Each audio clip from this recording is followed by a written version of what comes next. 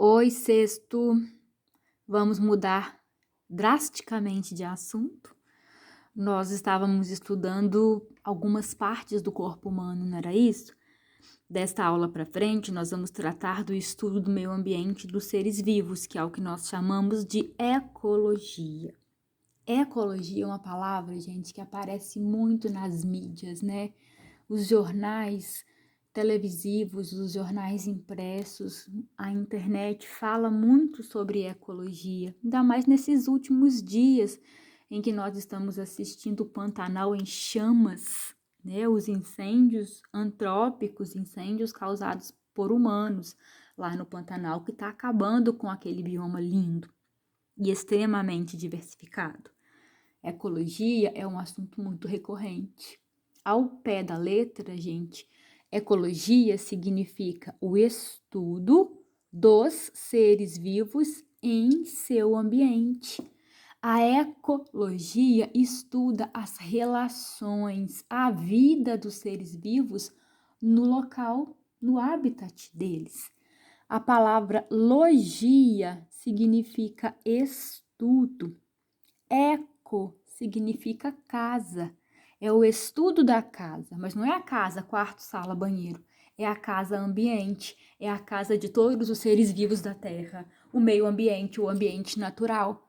A ecologia estuda a natureza, as relações, como é que os seres vivos se alimentam, como eles conseguem sobreviver na natureza.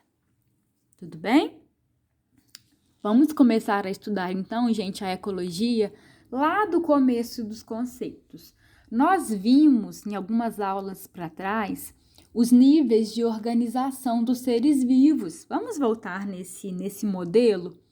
Nós falamos que os átomos ou os elementos químicos, quando se juntam, eles formam moléculas. Molécula da água, molécula de gordura, molécula de carboidrato. Quando as moléculas se juntam, elas formam uma célula animal, uma célula vegetal ou uma célula de bactéria. Várias células, quando se unem, formam um tecido sanguíneo, tecido nervoso, tecido epitelial. Vários tecidos, quando se unem, formam os órgãos. O coração, o pulmão, os rins, o cérebro, certo? O diafragma. Vários órgãos formam os sistemas. Sistema circulatório, sistema nervoso, sistema endócrino, sistema urinário. Até aqui, sistemas, quando se unem, formam um organismo. Nós vimos, gente, até aqui. Até organismo nós já estudamos esse ano. Já vimos coisa pra caramba, né? Já vimos muito, muito mesmo da ciência. Agora nós vamos para a parte da natureza, olha. Nós vamos estudar do organismo até a biosfera. Nós vamos começar a entender a ecologia a partir de um único ser vivo, que nós chamamos de organismo. Vários organismos, olha, várias garças formam uma população de garças. Quando essa população de garças interage com outras populações de outras espécies, eu tenho uma comunidade. Quando a comunidade interage com o ambiente, os fatores, a luz, a água, eu tenho um ecossistema. E todos os ecossistemas da Terra formam o que nós conhecemos como biosfera. Então, agora nós vamos com bastante calma para entender o que acontece, como se forma, qual a importância do organismo, população, comunidade, ecossistema e biosfera. Tranquilo? Então, vamos adiante.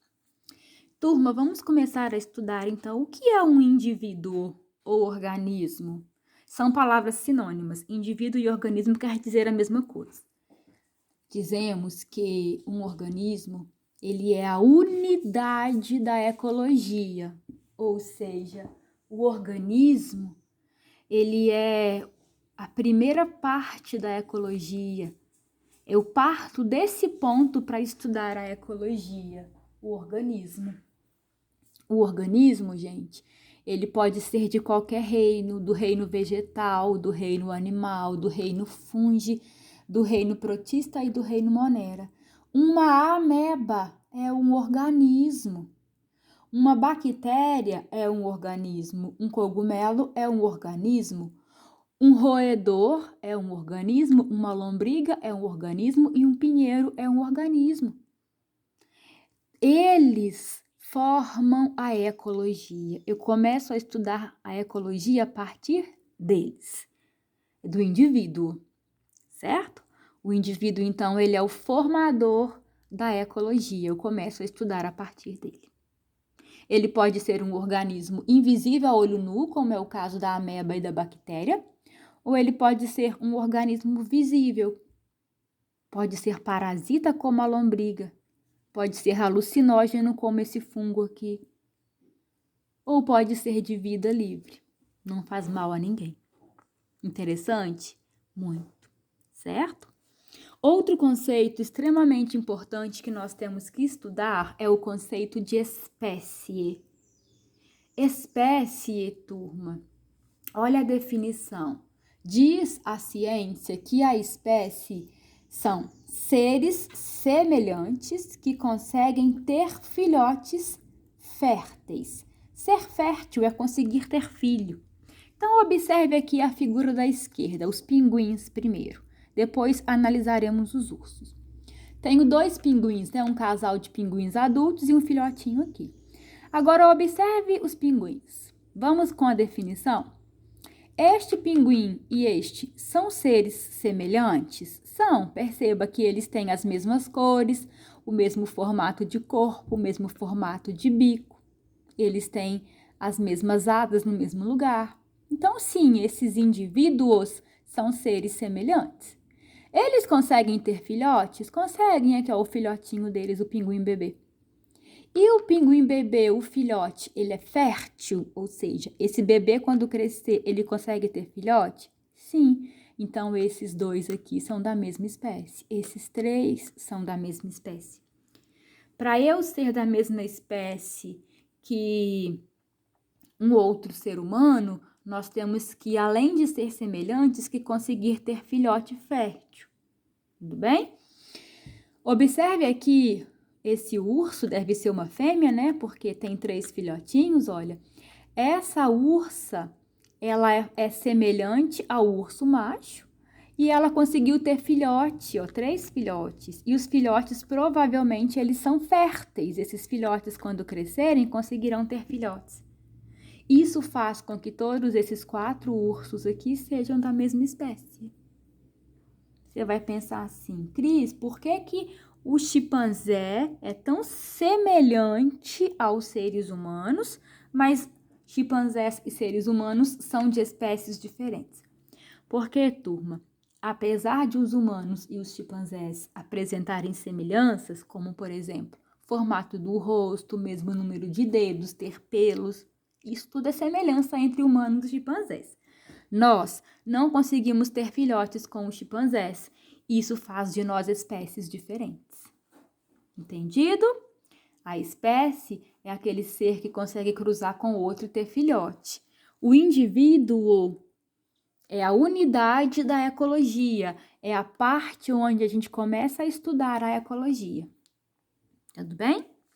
Adiante. Turma, as espécies têm nomes científicos. Observe aqui comigo, eu tenho 2 papagaios, olha, um aqui comendo coquinho, né, e um outro aqui. Perceba que são papagaios diferentes. Esse aqui, ó, o nome popular dele é periquito rico. Só que as espécies, elas têm nomes científicos. O nome científico do periquito rico é Brotogeres tirica. Engraçado, demais da conta. Brotogeres tirica. Agora, olhe esse outro periquito aqui. O nome popular dele é maitaca verde. Maitaca verde. O nome científico dessa ave é Pionus maximiliani. Pionus maximiliani. Você vai perguntar assim, Cris, que língua é essa? Protogeres tirica, Pionus maximiliani. Gente, isso é latim, tá? É latim. Sabe quando os padres de antigamente, vocês estudam em história, né? Faziam as missas em latim para os índios, coitado dos índios, não entendia nada, né? E tava lá escutando aquela lenga-lenga na cabeça deles, né? Aqueles padres tirando a cultura dos índios. Isso foi um absurdo na história do Brasil, mas enfim, cabe ao Vânia discutir com vocês isso. O nome científico, gente, ele é escrito em latim porque o latim é uma língua morta. Significa que o latim ele não é falado por nenhum povo na Terra. Então, é uma língua que não vai mudar. Vai ser Pionus maximiliani para sempre, porque ninguém fala, ninguém vai mudar essa língua, tá bom? E, gente, é importante para identificar a espécie. Imagine, eu chamo esse aqui de periquito, você chama de maritaca, o outro chama de cocota. Como que eu identifico a ave? Não identifico, porque cada um dá um nome que quer. Aí os cientistas criaram um nome científico que é único no mundo inteiro. Então essa ave aqui, ó, o Pionus maximiliani, ele é conhecido assim no Brasil, na Indonésia, na China, no Uruguai, no Canadá. O mundo inteiro vai conhecer como Pionus maximiliani. Qualquer pessoa no mundo que der um Google e escrever Pionus maximiliani, aparece essa foto aqui. Entendido?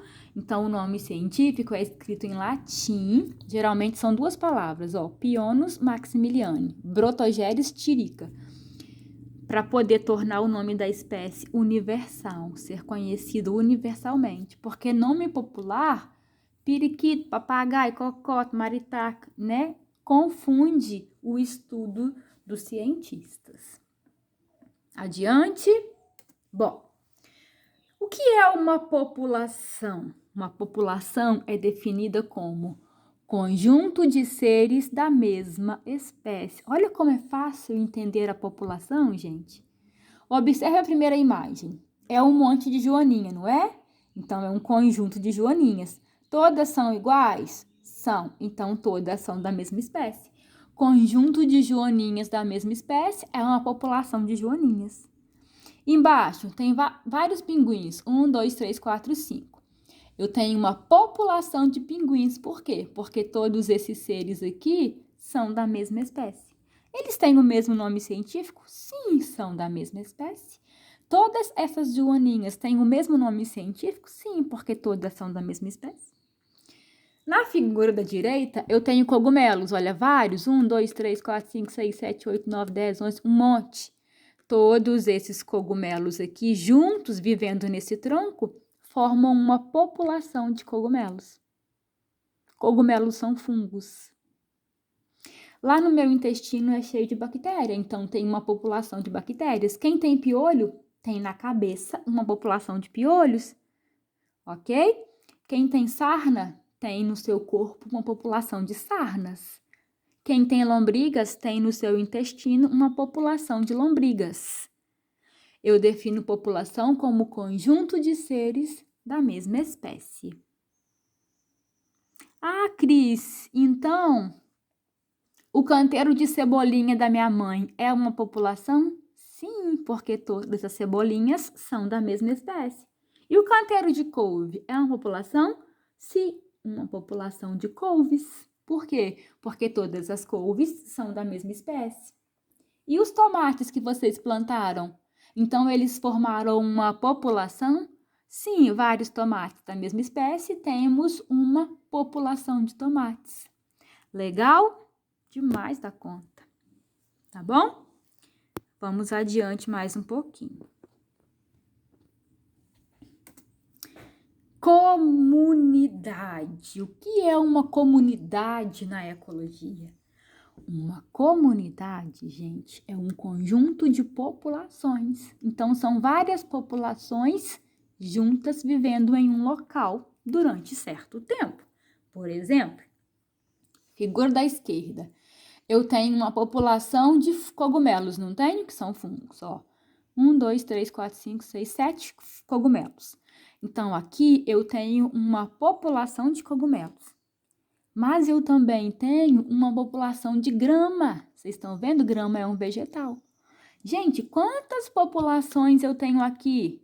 2. Uma de cogumelos e uma de grama. Então, eu tenho um conjunto de populações. Conjunto de populações eu chamo de comunidade. Aqui eu tenho uma comunidade dividindo um espaço, dividindo o solo. Figura da direita. Estão vendo formigas aqui? Olha, 1, 2, 3, 4 formigas, né? Estão vendo uns bichinhos miudinhos aqui, ó? São os pulgões. Olha quantos pulgões. Gente, 4 formigas, eu tenho uma população de formigas. Vários pulgões, eu tenho uma população de pulgões.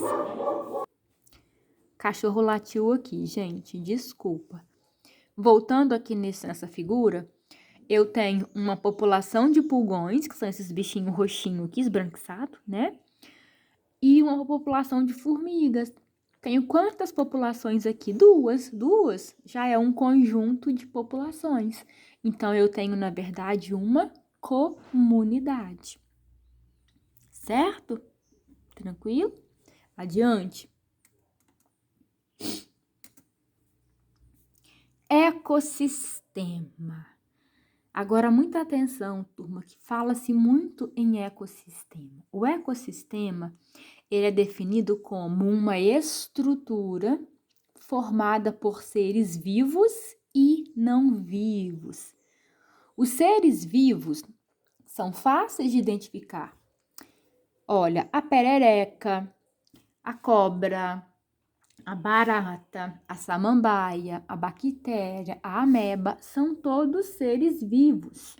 O cogumelo, o leão, a zebra, o veado, a onça pintada, são todos seres vivos. Os seres não vivos, turma, que nós também chamamos de fatores abióticos, são realmente fatores no ecossistema que são não vivos. Por exemplo, temperatura.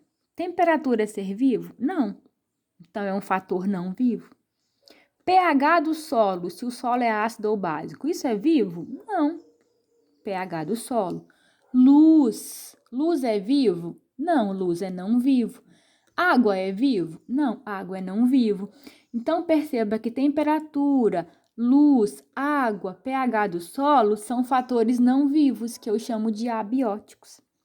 Já as pererecas, as formigas, as aves, as algas e os fungos são seres vivos, que eu chamo de seres ou de fatores bióticos. Todos esses fatores juntos, os bióticos e os abióticos, eu chamo de ecossistema. Para eu ter um ecossistema na natureza, é necessário que existam os seres vivos, os seres bióticos, e os não vivos, os seres abióticos. Então, a interação dos seres vivos com os seres não vivos formam um ecossistema. Vamos ver aqui exemplos de ecossistemas, olha. Olha que lindo esse ecossistema, gente. É um ecossistema de floresta. Aqui eu tenho os fatores bióticos, olha, os seres vivos, macacos, aves, répteis, né? Que são os fatores bióticos, os seres vivos. Os abióticos, água, luz, temperatura, que mais? Umidade, vento, são os fatores abióticos. Quando esses fatores se juntam, eu formo um ecossistema. Eis aqui um ecossistema de floresta. Poderia ser um ecossistema de deserto? Sim. No deserto também tem os seres vivos e seres não vivos. Adiante. Um ecossistema, gente, aquático, para vocês perceberem. Olha, eu tenho nesse ecossistema aquático os fatores bióticos, os vivos, os peixes, a esponja, não, aqui é um coral, desculpa, tem coral. Cadê a esponja? Não tem, não? Tem aqui, ó, esponjas, tá bom? E várias espécies de peixes. Aqui, ó, o peixe-leão, esse aqui eu não sei o nome, tá? Perceba que os peixes, os animais, são os fatores bióticos. A luz, tá vendo que tá entrando luz aqui? A luz, a própria água, as rochas são fatores abióticos. Juntos, eles formam um ecossistema aquático. Interessante? Nossa, gente, muitíssimo interessante. Estudar os ecossistemas é gostoso, é bonito, é divertido. Adiante. Observe essa imagem. É um deserto, turma, depois de ter uma chuva. É o deserto de Atacama, que fica lá no Chile. Ele floriu, olha. As plantas que existem lá floresceram depois da chuva. É raro chover num deserto, né? Perceba que eu tenho várias populações. Populações de flores brancas, populações de flores roxas. Tenho mais umas plantinhas aqui, ó. Tenho solo, tenho luminosidade, tenho um pouco de umidade. Então, aqui eu tenho fatores bióticos e abióticos. Esse é um ecossistema de deserto após a chuva. Lindo, né? E olha, um ecossistema de deserto antes da chuva. É um ecossistema? É, por quê? Porque tem seres vivos e não vivos. Seres não vivos, luz, ar, água, solo, umidade, temperatura. Aí você vira e fala assim, Cris, cadê os seres vivos daí? Turma, mesmo que você não esteja vendo, você vai imaginar que nessa água aqui tem algas, tem micro-animais, tem lagartos escondidos nas rochas. São os fatores bióticos. Eis um ecossistema de deserto antes da chuva. Lindo também? Maravilhoso, né? Não confunda ecossistema com bioma, tá? Eu coloquei esse slide para vocês verem os principais biomas brasileiros. O bioma Amazônia, Caatinga, Cerrado, Mata Atlântica, Pampa e Pantanal. Tá pegando fogo, né, gente? Infelizmente. O que é um bioma? Por que bioma não é o mesmo que ecossistema? O ecossistema, ele é formado por fatores bióticos e abióticos. O bioma, gente, ele tem uma definição maior. O bioma, ele leva em conta o tipo de vegetação e o tipo de clima, por exemplo. Lá no bioma Caatinga, a vegetação é esparsa, o clima é muito seco, tem muito cacto. Já no bioma Amazônia, as árvores são muito altas, lá é muito úmido. Então, bioma leva em conta muito mais fatores do que o ecossistema. Para eu falar do bioma Amazônia, eu tenho que analisar as árvores, o clima, o solo, tá bom? O ecossistema é um conjunto de fatores bióticos e abióticos, de seres vivos e de seres não vivos. Adiante, já estamos terminando, tá? E, por último, a biosfera. Biosfera é o conjunto de todos os ecossistemas do planeta Terra. Então, eu coloquei aqui um corte da Terra, né, mostrando a atmosfera, que é a parte do ar, hidrosfera, que é a parte da água, e litosfera, que é a parte do solo. Em qualquer dessas três partes, se existe ser vivo, ainda que seja bactéria, aquela parte faz parte da biosfera. Qualquer lugarzinho na Terra, lá no alto da montanha, ou lá no fundo do mar, ou lá no fundo da Terra, que existam seres vivos, essa parte da Terra faz parte da biosfera. Tranquilo? Deixa eu ver se eu coloquei mais alguma coisa. Não, tá? Então, nós terminamos a nossa grande aula sobre o estudo da ecologia. Vou deixar algumas atividades para vocês. Um abraço e até a próxima aula. Tchau!